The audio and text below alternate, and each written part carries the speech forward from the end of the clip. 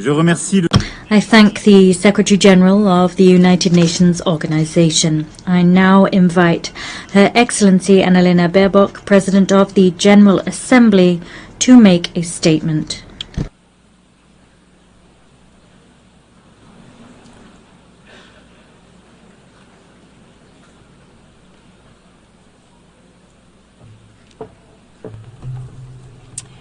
Your Excellency President Emmanuel Macron, Your Royal Highness Crown Prince Mohammed bin Salman, Your Highness Prince Faisal bin Farhan, Mr. Secretary General, Excellencies. Taking over the presidency of the General Assembly, I received many letters. One moved me deeply. Attached to it were drawings by 3 Palestinian children, Rimas, Enas and Tretal. The images were heartbreaking. One showed a school before and after, beneath a bright sun and a blue, clear sky. In the first, the school with open doors and happiness. In the second, their school lies in rubble. A lone boy stands on the debris of what must be once have been his safe place. Perhaps he had a favorite class, a favorite teacher like our children, a best friend he played with there. Now, all of it is gone. All of the laughter of the children blown away. At that age, children should not be drawing pictures of war. Children should be learning mathematics. They should be playing with friends and scratch dragons or castles, not death and destruction. Yet, for the children of Gaza, this is their reality.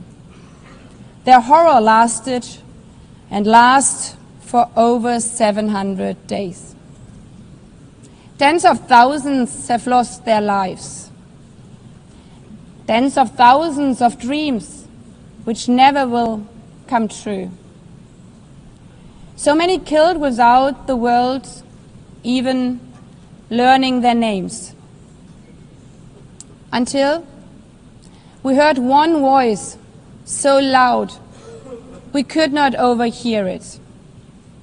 The voice of Hind Rajab, captured in a phone call with a red crescent while shelling rained down.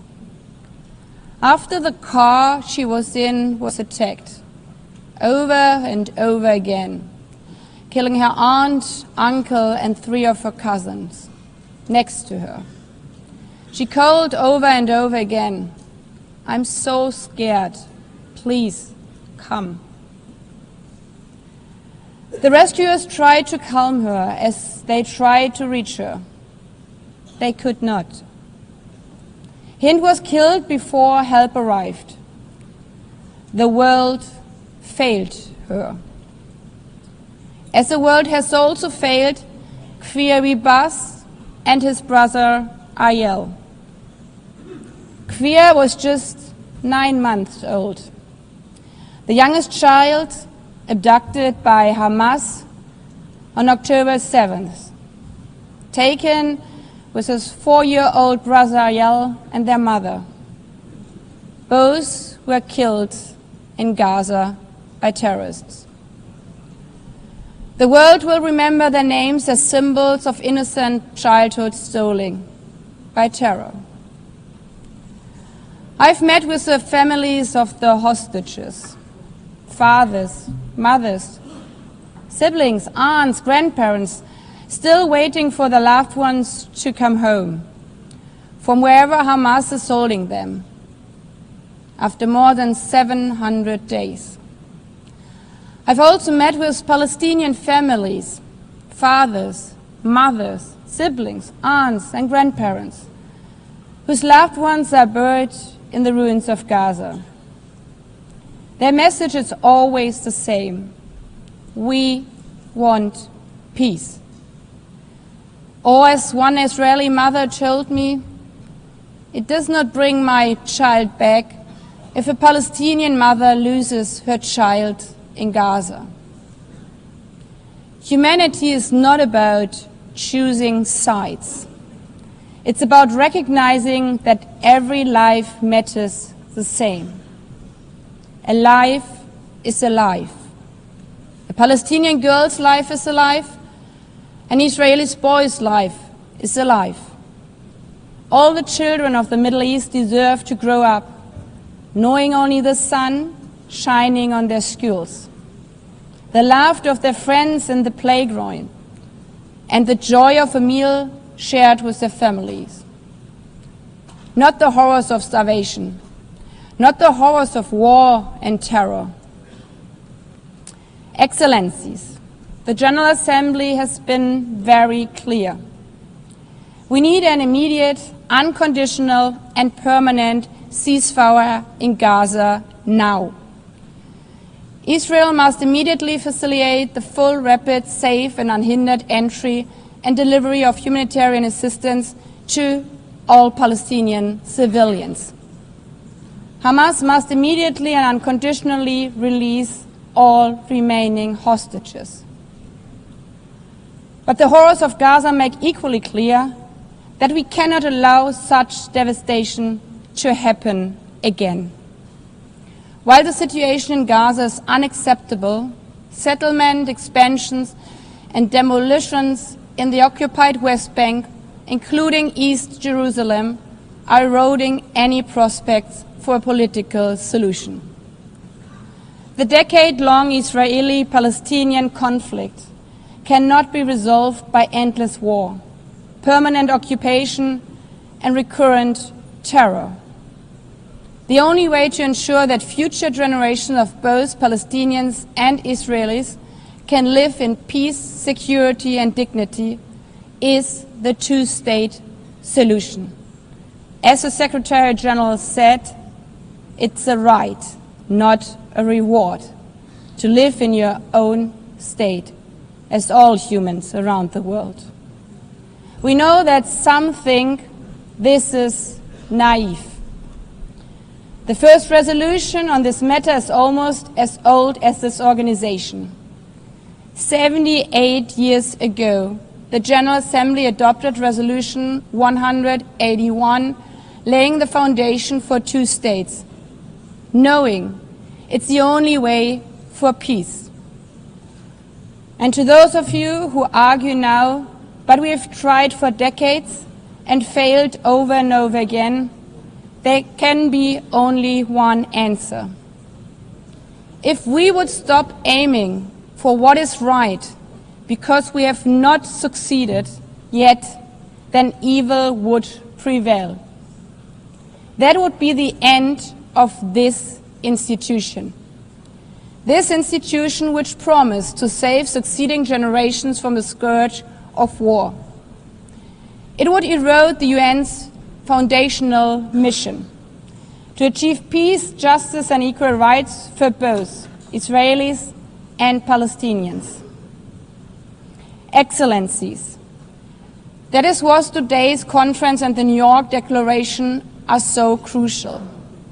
The message we are sending today is no, we are not giving up. The international community does not only remain committed to the two-state solution, we are also identifying tangible, time-bound and irreversible steps for its realization. And we are willing to take decisive measures and provide international guarantees. Of course, this conference and the New York Declaration will face criticism. Some will say a piece of paper cannot change realities on the grounds for Palestinians. Others will dismiss the vision of two states outright. But the fact remains, the New York Declaration was endorsed by 142 member states. And this majority clearly says the war in Gaza must end now. It condemns the attacks committed by Hamas against civilians on 7th of October. It condemns the attacks by Israel against civilians and civilian infrastructure in Gaza. It calls on Hamas to end its rule in Gaza and hand over its weapons. A sovereign and viable state of Palestine needs to be established, living side by side with the state of Israel in peace and security, with mutually recognized borders and full regional integration. Excellencies, the call for peace and the two-state solution is not an abstract. Not for the children watching missiles destroy their school. Not for the families waiting for news that their sons and daughters might be released from captivity. Not for the UN staff in Gaza who have witnessed their colleagues shot. Not for those who have been injured or maimed and will have to live with the trauma of this conflict for the rest of their life. It's an aspiration, but it's also an obligation. We owe it to the memory of Fint, Queer and Ariel and the many, many others.